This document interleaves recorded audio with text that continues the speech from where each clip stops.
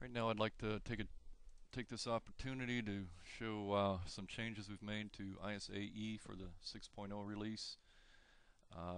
Bear with me a moment while I set up a small project. We'll run blockwise matching on a small piece here. This process is pretty much the same as before.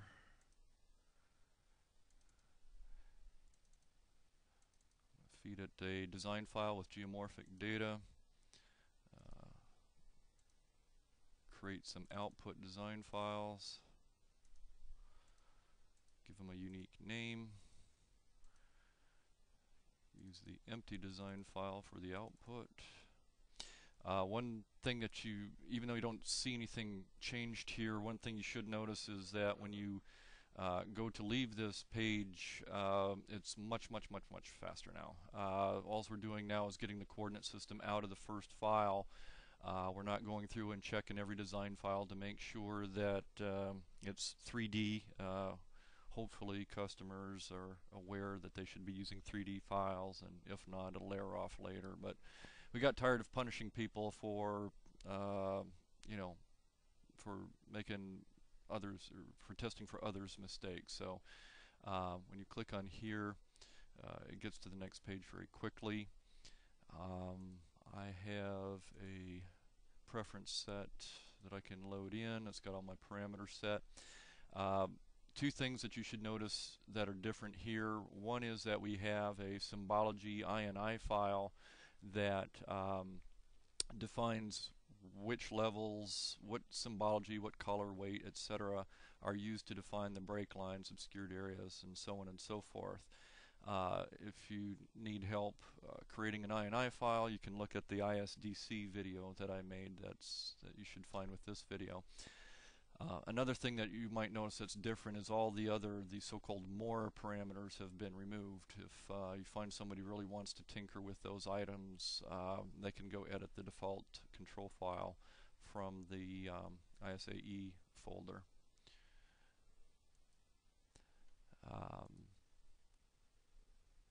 Things are pretty much the same here. One significant difference is that there's an option here to generate statistics.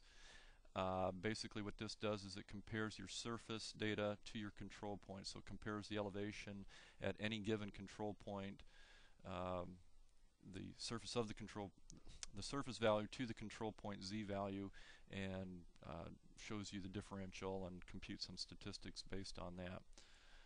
The rest of the interface is pretty much the same, I think. Get to the job processing.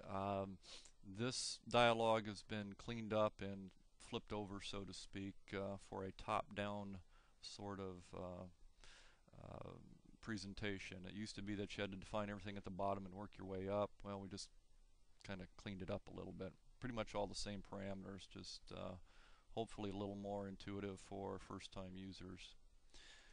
I'll add the jobs. When I submit the jobs, this part has gotten a lot faster too. There used to be a whole lot of checks being done, duplicate checks, making sure that these are 3D design files and all that sort of thing. Well, we're not doing that anymore. So when you click OK to submit it, it does have to go through and cookie cut out all the geomorphs to write out to the design file, so it'll do that first. But overall, you should find that getting off this page and getting the job submitted is significantly faster. This should complete here in just a moment, whereas this used to take, several minutes. And so it's off and running. One other quick thing to point out is if we go to our output folder, you should be able to find a log file. If you've fed the project a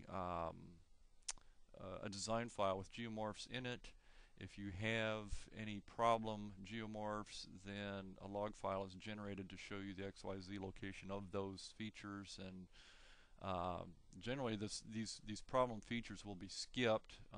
If there's a whole bunch of them and you think they ought not to be skipped, well, you can go in and to these locations into the design file and fix them.